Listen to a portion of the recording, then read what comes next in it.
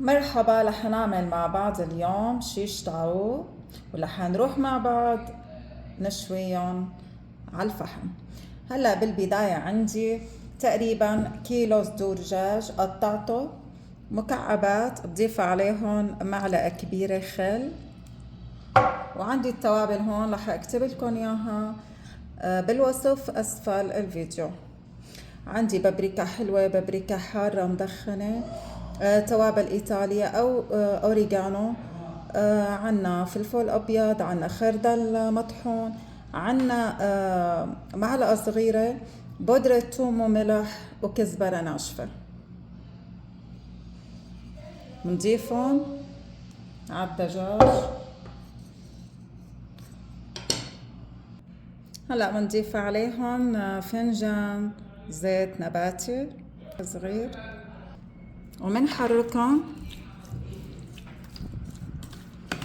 بنتركهم بالبراد لمدة ساعتين أقل شي. هلا بس نخلص نحتفظ فيهم بالبراد.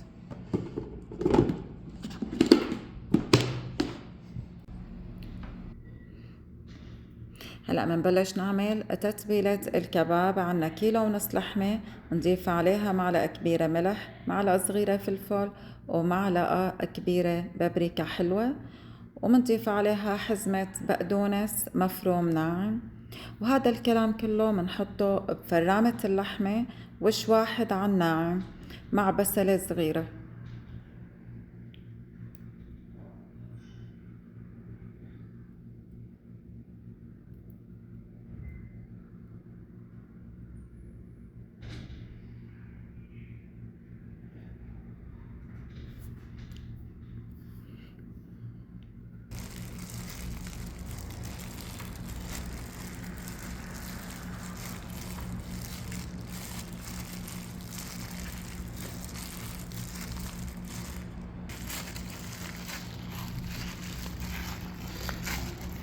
هلا بهاي المرحلة بناخدهم على فرامة اللحمة وبصلة صغيرة وبنفرمهم على الناعم وش واحد بس.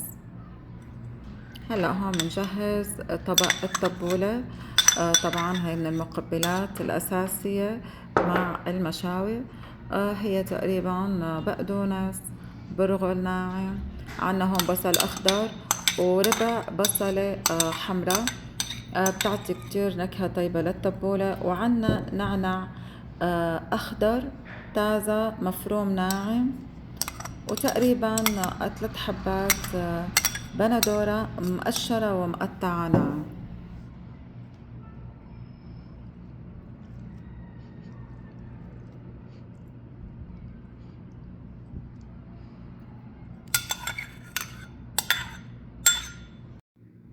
هلا هون انا شكيت السياخ، طبعا صورت بس للأسف ما طلع التصوير. هلا هو عبارة عن انه نمسك الكمية مناسبة لحجم السيخ، ومنكبها على شكل أسطواني، وبعدين بندخل السيخ بقلب اللحم ومنشكله بشكل الكباب اللي بنعرفه. طبعا بهاي الطريقة بتضمنوا انه ما يفلت اللحم عن السيخ اثناء الشوي. هون جهزت التبولة، حطيت الدريسينج اللي هو زيت وليمون وملح، وهيك خلصت معنا الأكلة. إن شاء الله صحة وهنا على قلبنا وقلبكم. إن شاء الله تكون عجبتكم الطريقة. بتمنى منكم لا تنسوا اللايك والاشتراك بالقناة. بحبكم كتير. سلام.